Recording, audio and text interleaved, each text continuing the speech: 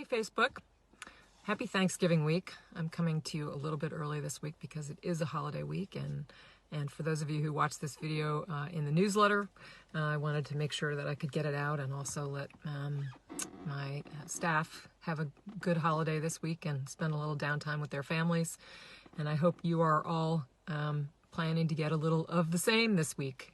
It's a different holiday for sure this week, but there are lots of ways to give thanks, and I've had almost all of you that I've had conversations with about Thanksgiving, the refrain goes a little bit like, it's a little smaller this year, but it's okay. You know, everybody's checking in on family and friends and making sure that people have preparation, or they, are in contact with other people and aren't alone, and reflecting on ways to give thanks more broadly. And I certainly am doing the same thing as I pull out my Thanksgiving file. As I've said, I'm usually ground zero for Thanksgiving, and it's not the case this year.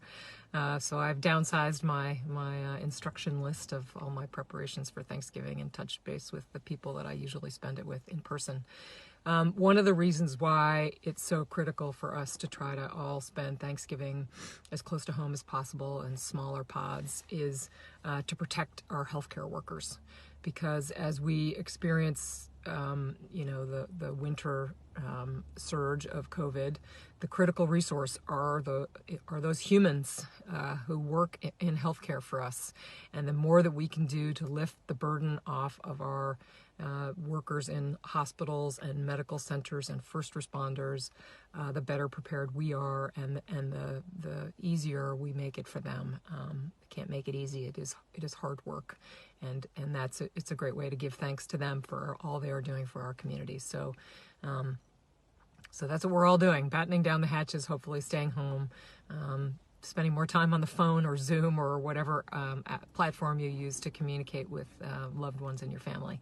I also wanted to just highlight an initiative that the governor outlined yesterday called Step Up CT, which I'll put out in the newsletter information about. But essentially, it highlights that that need for people, for workers, to do certain tasks in the next couple of weeks in order, as we make our way through these hopefully last few months of the pandemic, the critical part of the pandemic, both volunteer and paid jobs in if you have a medical background, but also if you don't, all kinds of things that could help people in need in various ways. So I'll put out information about how to get that, because I think it's a really interesting and worthy way for us to focus on, particularly if you have, kids who are coming home. I have at least one who's coming home with no school or no formal school between Thanksgiving and Christmas, and to make sure that we can put those resources to good use. So I wish you all a happy, safe, warm Thanksgiving, and we'll see you next week. Thanks.